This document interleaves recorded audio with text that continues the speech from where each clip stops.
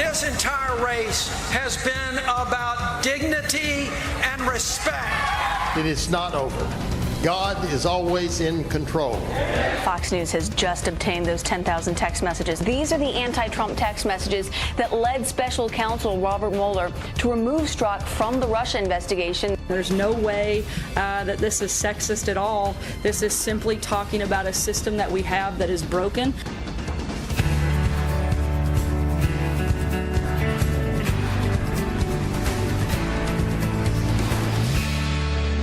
Alabama overnight. You're watching Fox and Friends First on this Wednesday morning. Very busy one for you. I'm Heather Childers. Let's get straight to that Fox News alert for you. An upset in Alabama. Democrat Doug Jones declared the winner against Republican Roy Moore in a very tight race for the Senate. But Moore refusing to concede, saying it's not over yet. Jonathan Siri live for us in Montgomery, Alabama with the very latest. So, Jonathan, this would be the first Democrat in, what, 2 decades? Yeah, that's right. More than that, Heather. You know, in a conventional election cycle in Alabama, many people would have said that a victory for a Democrat in a statewide election would have been impossible. But this campaign was far from conventional. This is a solidly red state, and yet Democrat Doug Jones has become the first member of his party to be elected to the Senate from Alabama in 25 years. There are important issues of health care and jobs and the economy. We've tried to make sure that this campaign was about finding common ground and reaching across and actually getting things done for the people. But perhaps the biggest factor bringing about Jones' victory were the allegations of sexual impropriety facing his Republican opponent, Roy Moore. Moore, who rode to the polls on horseback yesterday, denies the allegations and is yet to concede the race. His campaign hoping Moore's vote count would come within half a percentage point of Jones, which would trigger a recount. When the vote is this close, that it's not over. And we still got to go by the rules about this recount provision. Wait on God and let this process play out. It's not over, and it's going to take some time. Thank you. But with Jones coming in with 49.9% of the vote to Moore's 48.4%, a 1.5-point difference, a recount appears highly unlikely. The Alabama GOP issued a statement saying, while we are deeply disappointed in the extremely close U.S. Senate election results with our candidate, Judge Roy Moore, we respect the voting process given to us by our founding fathers. Overnight, President Trump tweeted congratulations to Doug Jones on a hard-fought victory. The write-in votes played a big factor, but a win is a win. The people of Alabama are great, and the Republicans will have another shot at this seat in a very short period of time. It never ends. Heather, back to you. And that is true. It never ends. Over 22,000 write-in votes. We're going to talk much more about what happened coming up. Thank you so much for joining us. Appreciate it. Long night in Alabama. Well, Doug Jones' stunning victory in the deep red state of Alabama is putting more pressure on Republicans to hold on to the majority. And Dana Pirro, host of the Daily Briefing and former White House press secretary, says if this outcome shocked you, well, brace yourself for 2018. I think that based on what we've heard from our voter analysis and then also just from the outcome is that his denials were not credible enough. But also I think that we're in an era of political disruption. So nobody thought that Trump could win at the beginning in that June of 2015. He's our president. A Democrat hasn't been elected in Alabama in 25 years. This is also, I think, just a very specific circumstance. Without these allegations, I think Roy Moore would definitely be the senator from Alabama. One thing to look at is the turnout pattern similar to that in Virginia gubernatorial race that happened just last month, in which Ed Gillespie, the Republican, lost big time in Virginia. And one of those things to look at is that President Trump in Virginia won married women by 10 points. Ed Gillespie lost it by, or only won it by 1 point, and he lost so big. Yeah, we're going to break down all of that for you. Another big story. This is huge. Loathsome human, idiot, and talk of Watergate. We now know exactly what was in those anti-Trump texts sent by the FBI agent who has kicked off Robert Mueller's Russia probe. And it's not pretty. In fact, some of it, we can't even share some of it for you on morning TV. It's that bad. Griff Jenkins is live from our D.C. Bureau with the stunning new text messages that have been obtained by Fox News. Griff, I couldn't stop going through these this morning. It's crazy. Stunning indeed. Good morning, Heather. These obtained by Fox News between two FBI agents assigned to the Russia probe, Peter Strzok and Lisa Page. It led Special Counsel Robert Mueller to remove Strzok from the investigation, and the language is at times profane and not for morning television, as you say. And this is all, Heather, going to fuel the narrative that the investigation is tainted. Now, let's just start with March 4th last year. Page, God, Trump is a loathsome human. Strzok, yet he may win. Good for Hillary. It is. Would be a worse president than Cruz? Page, Trump? Yes, I think so. I'm not sure. Strzok, oh my God, he's an idiot. In this, Strzok, God, Hillary should win 100 million to 0. Page, I know. Now, remember, all of this has taken place while Strzok is an integral part of the FBI's investigation into Hillary Clinton's emails. He was the one credited with changing the wording in then FBI Director James Comey's assessment from grossly negligent to extremely careful.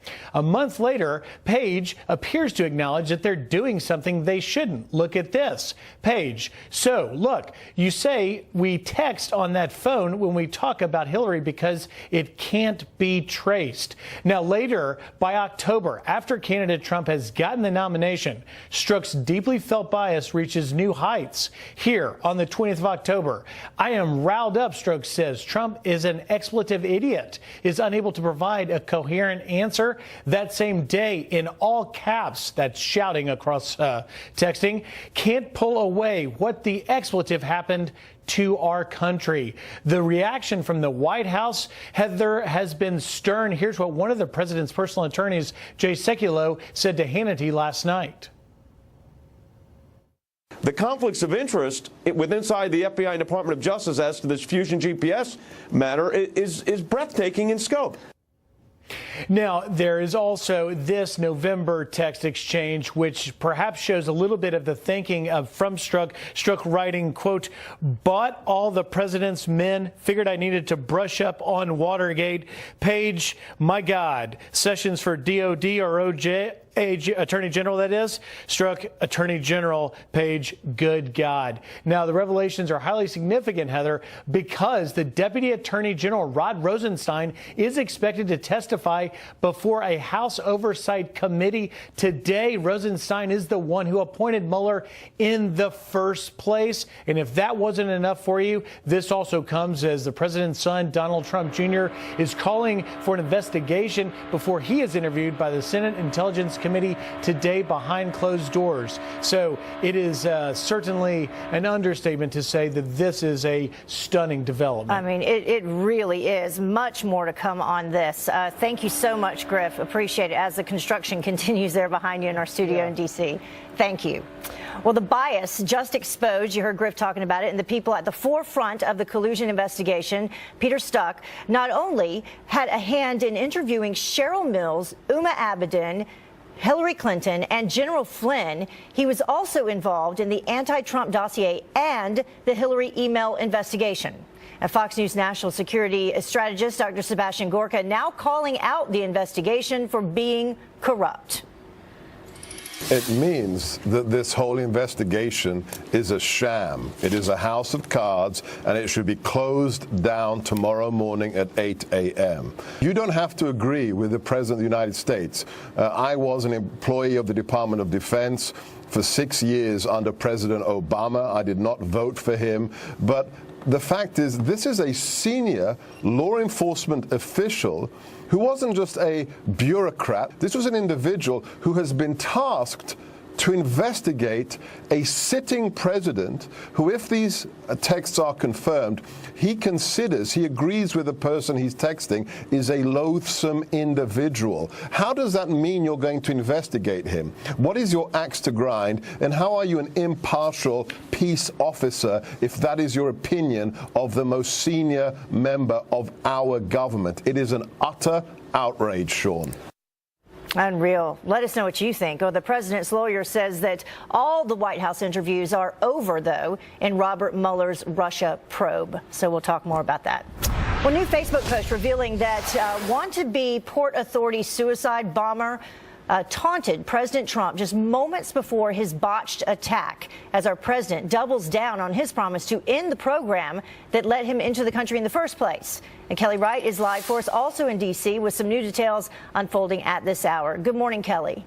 Heather, good morning to you as well. These are chilling new details about the wannabe terrorist who targeted one of the biggest transit hubs in New York City.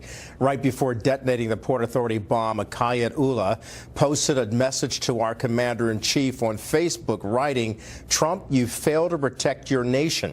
Police also found a note in his passport saying, "Oh, America, die in your rage." It comes as his family faces growing backlash over their controversial statement, chastising law enforcement for interrogating family members after the terror attack. Ex-CIA analyst and radio host Buck Sexton mocking them, tweeting, "Sorry, our son tried to blow up a lot of you on your way to work today, but the cops were kind of rude to us after that, and we want answers." Former talk show host Montel Williams even discussed it, posting on Twitter this moronic, offensive, morally indefensible statement by care lawyer Con Lonnie, just cost chair national, my support. I'm done. Ullah, by the way, who will make his first court appearance from his hospital bed today, came to Brooklyn from Bangladesh 7 years ago, thanks to the extended family chain migration program, allowing him into the U.S. simply because a relative won a visa through a lottery. President Trump is vowing to put an end to it fast. The lottery system and chain migration, we're going to end them fast. Congress must get involved immediately, and they are involved immediately, and I can tell you we have tremendous support. They will be ended. The Centers for Immigration Studies reports this year, 99% of the 12,000 immigrant visas were family-based. As for Ullah, he's facing several charges, including criminal possession of a weapon, supporting an act of terrorism, and making a terroristic threat. Heather? Yeah, and just on the heels of all this happening here in New York City, the city council is making some moves that's going to make it a little more difficult for police to do their jobs.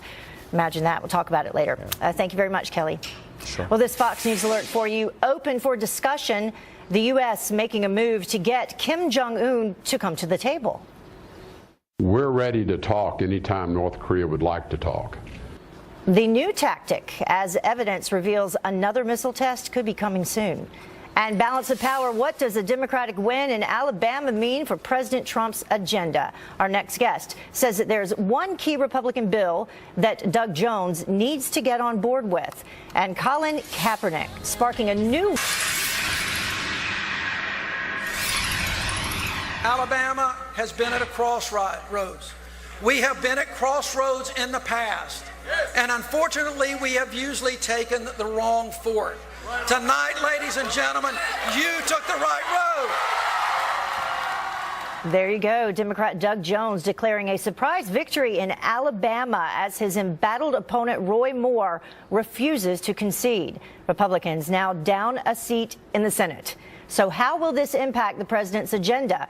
Here now to weigh in is political analyst with Media DC, Ron Meyer. Ron, thank you for joining us once again. We appreciate it. Good morning, Heather. So big night in Alabama. What does this mean for the Republican agenda? Let's begin there moving forward.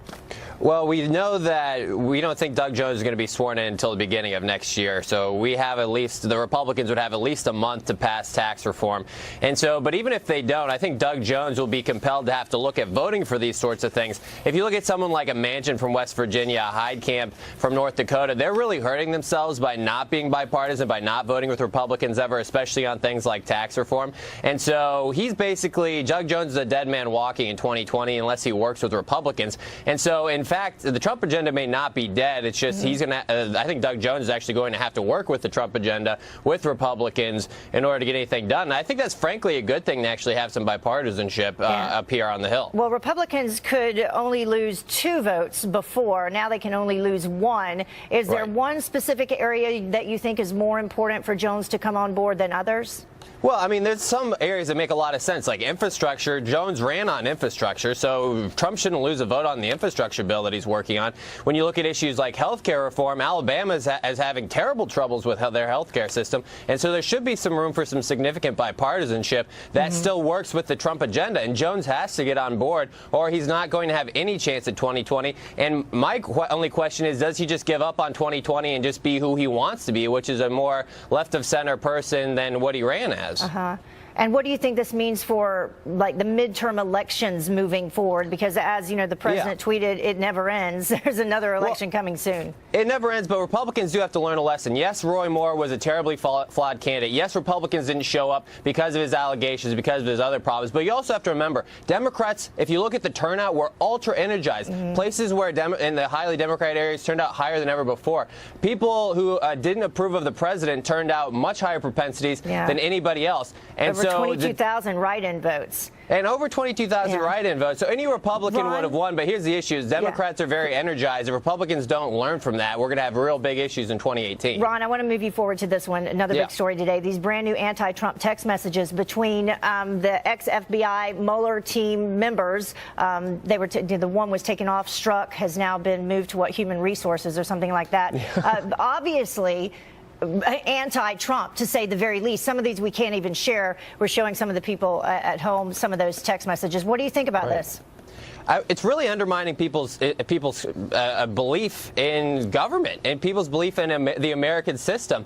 We've heard President Trump say crazy things about the investigation, like you shouldn't believe it, it's a farce. And then when you see text messages like this, people start to believe that. And when you have the FBI and when you have a multi-million-dollar investigation being undermined like this, it really withers away people's trust in government and their faith in American institutions. And that is a sad thing. And so not only should these people be punished and should the probe be looked at, it's really sad when you have to investigate the investigators in America, and that's where we are. We need to investigate the investigators to get to the bottom of it, to see if this is actually a fair investigation. And the fact that I don't know how it could be at this point. I mean, I don't know how it could be either, and that's crazy. Thank you so much, Ron. We appreciate you joining us. A lot to talk about today. Thank you.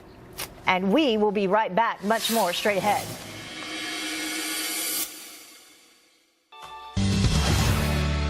Here's a quote. It was insulting. Officers saying that, outraged as anthem-kneeling Colin Kaepernick, you see him right there, pushes his anti-cop agenda, making a surprise visit to meet New York prison inmates. Carly Shimkus with Fox News Headlines 24/7, Sirius XM 115, here with some reaction online. Good morning. Yeah, this is a big one. Now, it was billed as an event that would bring a message of hope and inspiration, but according to Rikers Island prison guards, it was anything but. Union leaders are up in arms by Colin Kaepernick's invitation to the New York City prison, saying it would only encourage inmates to attack officers. Now, according to a statement from the president of the Correction Officers Benevolent Association, he says this will only encourage inmates to continue to attack corrections officers at a time when we need more protections. Once again, corrections officers find themselves caught in Mayor de Blasio's political con game. Now, according to the New York Post, Colin Kaepernick spoke to inmates about police brutality and social injustice. And while his speech was considered calm, there is a lot of concern over him being there, especially on social media. Eric says, let him try being a corrections officer or a cop on the streets and watch his opinion of police brutality change. Those jobs aren't easy. Thank you to the men and women in blue who keep us safe. And another Twitter user says, what do you expect? He wore pig socks to protest police. This effort to reach out to troubled minorities seems like an attempt to rub salt in that wound.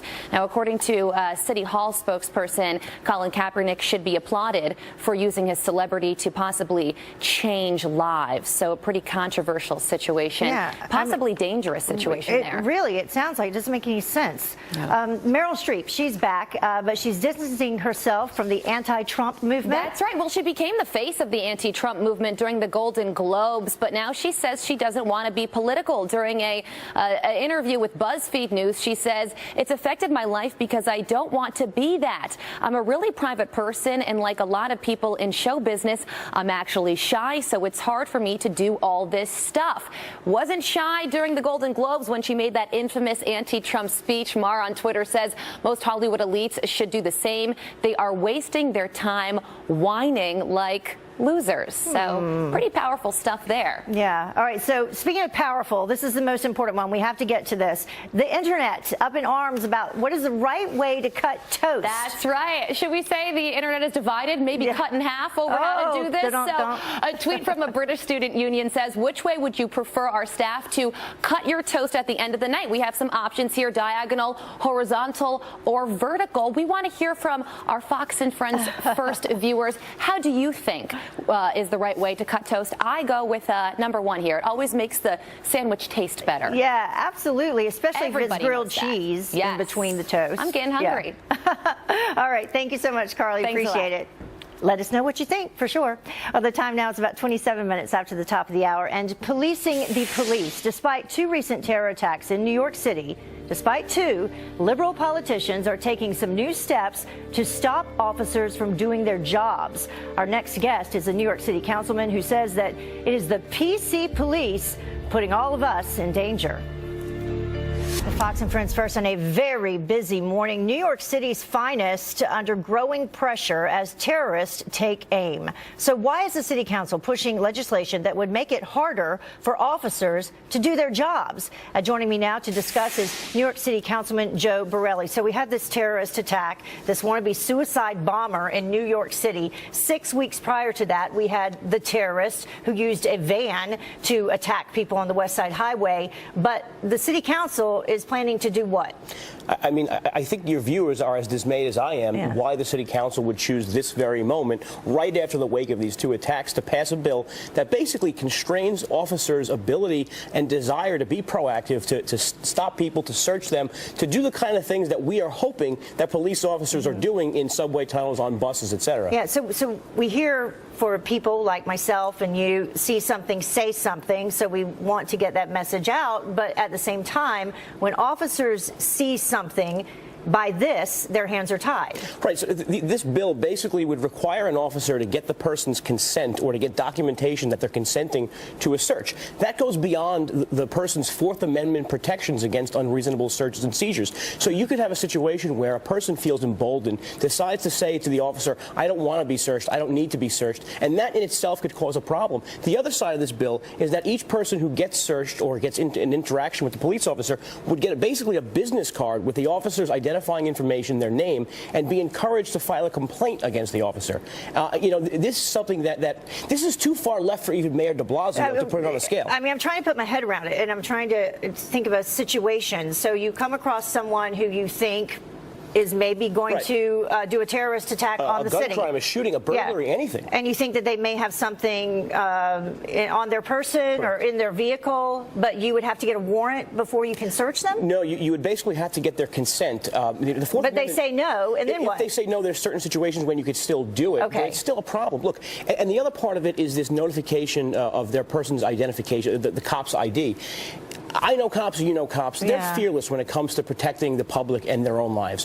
What cops are afraid of is getting jammed up, losing their jobs, losing their pension over something they thought was in the best interest of the public. Right. That's what cops are afraid of. And instead of the City Council being a cheerleader for the police department who's out there day in and day out making sure New York City is safe, we have a bunch of people who are their detractors, who are frankly their enemies, and who want to constrain their ability to do the one thing we could all agree they should really be doing, and that's foiling major violent crimes. Does that not really seem like something that a lawyer would have suggested? No offense to lawyers, but to give the card to the perpetrator or the person that you want to search? Yes, this is only going to increase the number of complaints our civilian complaint board gets, which 87% of cases in 2016 were completely dismissed as based in no merit of fact. So this is just a way to really constrain what officers want to do. It's designed to make them less active, less proactive. There's 260 468 subway stations in New York City. It's luck when we foil a terrorist attack. Yeah. The last thing we want to do is be lucky that we have a police officer on some train platform and have them hesitate for a moment because they're afraid of what might come if they ask the wrong person to search their bag. Well, and we have those 4 NYPD officers who did not hesitate and jumped on this suspect and avoided perhaps a second blast. Amen. Yeah, thank you so much, Joe, for joining us. We appreciate it.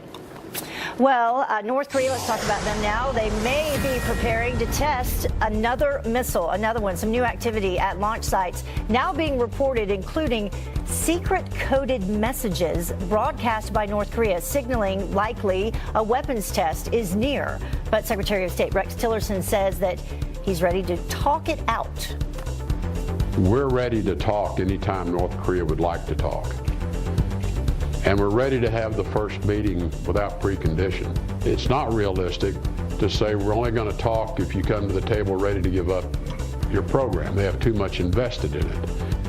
And you'll remember this. Last month, North Korea launched its most advanced missile yet that it claims could strike anywhere in the United States. The war of words heating up between the White House and Democratic Senator Kirsten Gillibrand, the Trump administration, firing back after she demanded the president resign over sexual misconduct allegations. President Trump tweeting this: lightweight Senator Kirsten Gillibrand, a total flunky for Chuck Schumer and someone who would come to my office begging for campaign contributions not so long ago and would do anything for them, is now in the ring fighting against Trump, very disloyal to Bill and crooked used. Well, Gillibrand tweeting back, saying in part that she will not be silenced. Democrats quick to pounce, though, calling President Trump's tweet sexist. But Sarah Huckabee Sanders shutting that down. Listen. There's no way that this is sexist at all. This is simply talking about a system that we have that is broken, in which special interests control our government. Is Gillibrand owed an apology? I think only if your mind is in the gutter would you have read it that way. And so no. Yeah, a lot of people agree with Sara there. Well, an Arkansas commission now clearing the way for the installation of a new 10 Commandments monument outside the state's capital. This after a man live streamed himself plowing through the marker less than 24 hours after it was put up. Freedom!